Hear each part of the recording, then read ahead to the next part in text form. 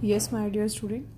Today we are going to start the chapter last lesson, and in the last lesson, it is written by the author Alphonse Daudet. In the last lesson, the author narrates the event about the year of 1870. Okay, 1870, when France was captured by Bismarck-led Prussian forces. Furthermore, the Lorraine and Alsace district under Prussian rule. There was the discontinuation of teaching French in two these districts. Yes, my dear student, French के जो दो district थे else's और Lawrence, वहाँ पर French पढ़ाने के लिए जो है बैन कर दिया गया था. ओके, और उसके बजाय जर्मनी जो है उन पर इम्पोज कर दी गई थी.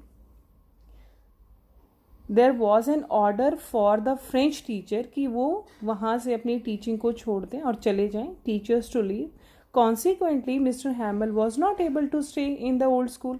मिस्टर हैमल यहाँ पर टीचर हैं और फ्रेंच उनका स्टूडेंट है. And in spite of this the last lesson from his full of devotion sincerity, फिर भी वो ये लास्ट लेसन अपनी कंप्लीट डिवोशन और सिंसेरिटी के साथ देते हैं. One student of Mr. Hamel was afraid of him. There was an anticipation of punishment from the student when he came to school that day. However, he learned that this will be his last lesson. Soon he realized the importance of this subject. The story shows how people feel when they don't learn the language. Okay, तो कैसे जो है जो story की theme है बेटे वो किससे डील करती है? लैंग्वेज इम्पोजिशन से and language loyalty. The story highlights the pain that is inflicted on the peoples of a territory by the conquerors by taking away their right to study और to speak their own language. कि युद्ध में क्योंकि उन्होंने दो देश जो हैं वो एक देश के दो डिस्ट्रिक्ट जीत लिए हैं और उन डिस्ट्रिक्ट्स पे उन्होंने अपना लैंग्वेज का इम्पोजिशन कर दिया है जो कि जर्मन लैंग्वेज है. और अब वो चाहते हैं कि वो किसी भी तरीके से जो टीचर्स हैं वहाँ पे जो फ्रेंच पढ़ाते हैं उनको जो है वो वहाँ से आउट कर दें. निकाल दिया गया है और जर्मन पढ़ाने के लिए नया टीचर आने वाला है. तो वो जो टीचर हैं अपना लास्ट लेसन जो है अपना एक्सप्लेन करते हैं बच्चों को उतने ही डिवोशन उतने ही सिंसियरिटी के साथ. Okay, so here the author talks about the importance of freedom and the preciousness of one's own language through the story. तो कौन कौन से करेक्टर हैं यहाँ पे? फ्रेंच है, मिस्टर हैमल है, मिस्टर हैमल टीचर हैं, फ्रेंच जो है वो उनका स्टूडेंट है. फ्रेंच की करेक्टर स्केच में जो मेन पॉइंट है बेटे वो केयरलेस है. Okay, and admirer of nature है, सेंसिटिव है, इनोसेंट है. और मिस्टर हैमल एक फ्रेंच टीचर हैं, स्ट्रिक्ट हैं, ऑनेस्ट और सेंसिटिव मैन है. And he was proud of being French, passionate about the French language. Okay, तो यहाँ पर जो है स्टोरी स्टार्ट होती है. The French district of Alsace and Lorraine have fallen into Persian hand. The order has come from Berlin. Okay, Berlin to teach only German in the school of Alsace and Lorraine. और ये जो mister हैमल जिस school में पढ़ाते हैं और French जिस school में पढ़ता है वो एल्सेस में है. Mr. Hamel, the French teacher, could no longer stay in the school. Now French was the student of Mr. Hamel, and he usually never came to school on time. French realized the truth, that he was his French last lesson today. And he immediately regret and realizes why he had not taken his lesson seriously. And Mr. Hamel gave his last lesson to his student with the utmost devotion, sincerity as ever. Mr. Hamel also realized that it was the fault of the teacher, the children, and the parent that the mother tongue lost its respect and importance. सबको कसूरवार मानते हैं वो और अपने आप को भी. Mr. Hamel tells the class that French is the clearest, a beautiful, and a logical language in the world. He also asked the class to always keep their mother tongue close to their heart, as when people are enslaved, their language is their key to prison. French notices that the pigeon on the roof and then questions, will they let them sing even in German? And the meaning that doesn't mean कि जो है आप animals को और birds को enslave नहीं कर सकते। मिस्टर हैमिल अपना जो है लेसन वो बिल्कुल डिवोशन के साथ एक्सप्लेन करते हैं। और उस दिन जो है, क्योंकि वो तो केयरलेस है फ्रेंड, पर उस दिन जो है फ्रेंच को बहुत अच्छी तरह समझ में आता है वो चैप्टर, और वो इस बात को मेंशन भी करता है कि इससे पहले शायद मैंने ये चैप्टर इतने ध्यान से कभी नहीं सुना उनकी टीचिंग को, और कंप्लीट जो है उसको ये चैप्टर समझ में आता है।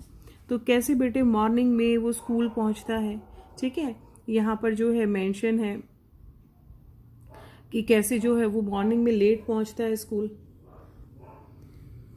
ठीक है। तो मॉर्निंग जो है he was afraid of being scolded, कि उसको डांटा जाएगा, क्योंकि उसको जो टॉपिक था पार्टिसिपल वो लर्न नहीं था, उसको उसका फर्स्ट वर्ड भी नहीं पता था, क्योंकि वो सोच रहा था आज भी मैं स्कूल से भाग जाता हूँ। Okay, he thought that he running away and spending the day out of doors, पर क्योंकि दिन बहुत वार्म था और जो चुपिंग्स ऑफ द बर्ड है वो भी उसको अट्रैक्ट कर रही है। पर जब वो देखता है कि जो बहुत सारे खुला जो एरिया है वहाँ पर पर्शिया के जो सोल्जर हैं वो ड्रिल कर रहे हैं, अपना अभ्यास कर रहे हैं, तो वो चीज़ उसको टैम्प्ट करती है। And the saw mill also tempt, but he resisted the temptation and hurried off to school, चला जाता है। अब जब वो देखता है कि भाई बुलेटिन बोर्ड एक ऐसा टाउन हॉल के सामने एक ऐसा सूचना पट जिसे कहते हैं कि वहाँ पर कोई भी जो न्यूज़ आती थी युद्ध से रिलेटेड तो वहाँ पर मेंशन होती थी। अब वहाँ पर वो देखता है कि बहुत सारे लोग जो हैं इकट्ठे हैं, ब्लैक स्मिथ वॉचर, जो कि फ्रेंच को कहते हैं, French asked French not to go so fast, he assured that the boy he would get school in plenty of time, कि तुम्हारे पास बहुत समय है, तुम आराम से पहुंच जाओगे, भागो मत। Okay, and he assured the boy that he would get his school in the plenty of time. Usually there was a great bustle when the school began, but that day everything was quiet as Sunday morning. पहले क्या था कि जब वो school पहुंचता था तो उस समय बहुत ज़्यादा कोलाहल जो है होता था, पर आज जो था ऐसा लग रहा था स्कूल जैसे संडे मॉर्निंग हो। एंड जैसे ही वो विंडो से देखता है, Franz saw his classmate already their places, mister Hamel walking up and down with the terrible iron ruler. जो मिस्टर हैमल हैं वो अपने आयरन रूलर के साथ जो हैं वो चल रहे हैं, क्लास में घूम रहे हैं। Okay, Franz open the door and went in, he blushed and was frightened. Mister Hamel also kindly asked to get his place. Mister Hamel देखते हैं कि वो शर्म से लाल है, ठीक है, और वो डरा भी हुआ है। उसको बहुत काइंडली कहते हैं कि चलो बेटा अंदर आ जाओ, आज तो हम तुम्हारे बिना ही अपना चैप्टर शुरू करने वाले थे। ओके, अब नेक्स्ट पैराग्राफ में क्या बताया गया है कि Franz notice that their teacher had put their beautiful green coat. देखिए in the last line, okay, कि उसने जो है और एक चीज़ वो नोटिस करता है कि भाई आज तो हमारे टीचर ने जो है क्या पहना हुआ है, अपनी जो है फेस्टिव ड्रेस पहनी हुई है। ओके, तो वो देखता है और वो सरप्राइज हो जाता है। उसकी frilled shirt, little black silk cap जिस पे एम्ब्रॉयडरी थी, कढ़ाई हो रखी थी। ही wore these only on the inspection and the prize day. The village people were sitting quietly and on usually empty back benches. Everybody looked sad. Mr. Hauser had brought his old primer. ठीक है, तो देखते हैं कि भाई सारे जो हैं लास्ट के जो बेंचेस हैं जो हमेशा खाली रहते थे, वहाँ पर जो हैं ग्रामीण के जो लोग हैं, जो एल्डर्स पीपल हैं, जो रिस्पेक्टेड पीपल हैं, वो बैठे हुए हैं। मतलब हर एक व्यक्ति दुखी है। ओल्ड होसर अपनी जो है प्राइमरी यानी कि जो एलिमेंट्री बुक है जो कि प्राइमरी सेक्शंस में ली जाती है वो उनके हाथ में है और वो बैठे हुए हैं। सो French notice that mister हैमल said French notice करता है और वो परेशान हो जाता है। And mister हैमल said that it was the last lesson he would give them. Henceforth only German was to be taught in the school of Alsace and Lorraine.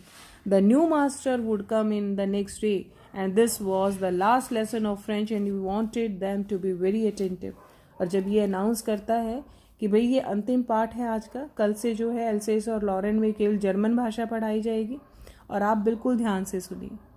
French felt that he had not learned his lessons properly, और वो कहता है भाई मैंने तो अब तक अपने लेसन प्रॉपरली पढ़े ही नहीं। The idea that Mr. Hamel going away made the narrator forget all about his ruler and how cranky he was. He understood why Mr. Hamel put his fine Sunday clothes and why the old man and the villagers were sitting over there. They had come to thank their master for the 40 years faithful service and to show their respect the country. Okay, कि अब जो वो country है वो उनकी नहीं है, अब वो ऑक्यूपाइड हो चुकी है. तो ये जो स्टोरी है बेटे डिपिक्ट करती है पैथोस को of the whole situation about how people feel when they don't learn their own language. It tells us about the significance of one's language in one's life. कैसे वो एग्जिस्टेंस करती है of a race and how important it is safeguard it. Okay, तो यहाँ पर जो है फिर उसे ऐसा लगता है कि जो ये भाषा है दुनिया की सबसे सुंदर सबसे लॉजिकल भाषा है. ठीक है, अब वो उनकी बातों के बारे में भूल जाता है. वो सॉरी फील करता है कि कभी उसने ध्यान ही नहीं दिया.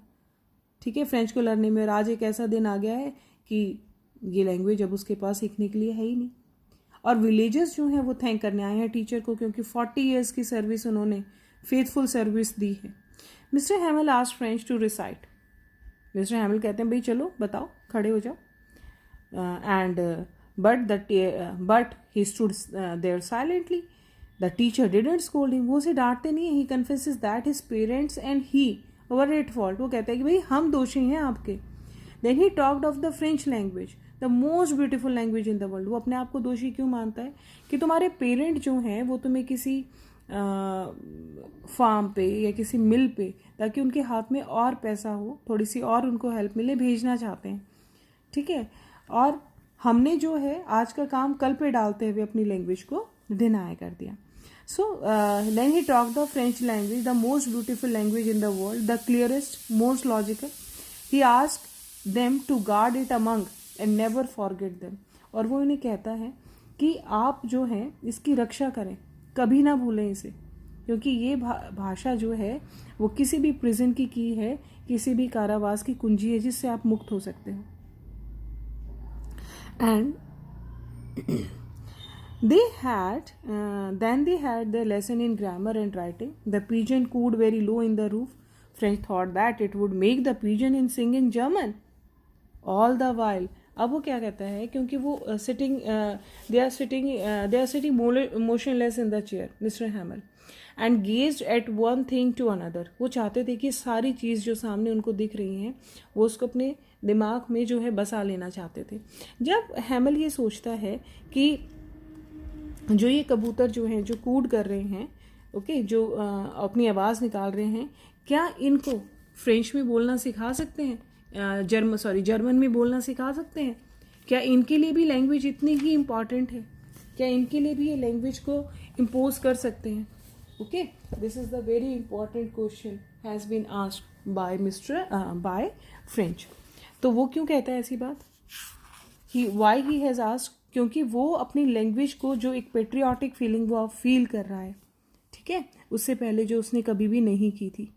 यहाँ पर जो मदर टंग है ये हेल्प करती है एक पर्सन को इस फीलिंग को, उसकी थॉट को एक्सप्रेस करने में. Conquerors try to subdue and control the people of enslaved territory. और इन्फोर्स करते हैं उन पे, इन्फोर्स करते हैं. They use to force to crush impose their own language. Okay बेटा, तो यहाँ पर जो है बहुत ही वो एक क्वेश्चन करता है, फ्रेंच क्वेश्चन करता है कि जो फ्रेंचमैन है टिपिकल रिएक्शन जो उनका है इम्पोजिशन ऑफ लैंग्वेज का, being deprived of the learning mother tongue would mean cutting of all the bonds with the motherland.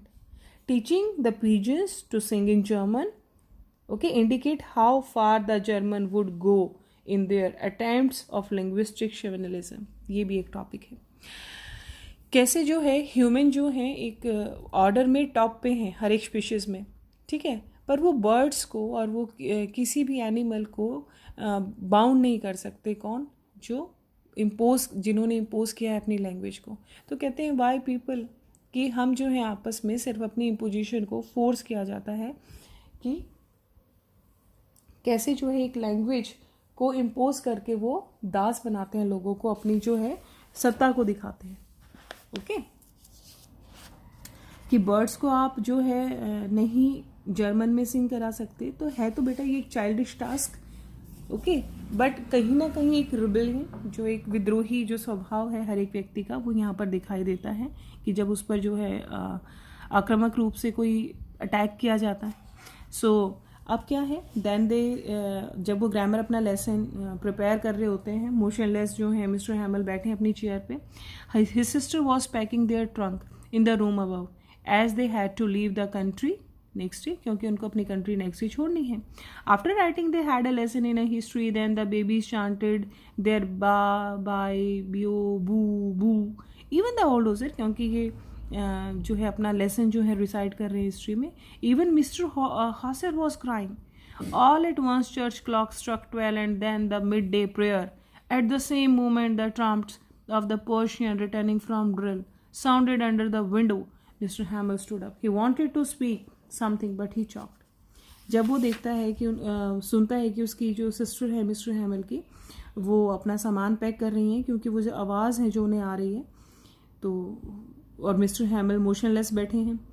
अब वो देखता है कि जो गिरजाघर में जो 12 o'clock जब वो वॉच बजाती है, तो अभ्यास से लौटने की जो ध्वनियाँ हैं, मिस्टर हैमल खड़े हो जाते हैं। वो बोलना चाहते हैं पर वो कुछ बोल नहीं पाते, उनका गला चॉक्ड हो जाता है, ओके, रुंध जाता है। वो इस पोजीशन में नहीं है कि वो बोलें, वो बहुत ज़्यादा इमोशनल हो जाते हैं। Then he took a piece of chalk and wrote on the blackboard as large as he could, Viva la France. And after this quoted, he leaned his head against the wall. Without a word, he made a gesture with his hand to indicate that the school was dismissed and they might go, कि अब वो जा सकते हैं। ठीक है, वो लिख देते हैं, बोल वो नहीं पाते हैं, दीवार की तरफ अपना सिर झुका लेते हैं, और कि फ्रांस जो है वो अमर रहे, और अपने हाथ से ही वो बच्चों को इशारा कर देते हैं कि वो जा सकते हैं, और ये चैप्टर जो है ओवर हो गया। Okay, go through the question answers, difficult word of the chapter, then I will take your class again.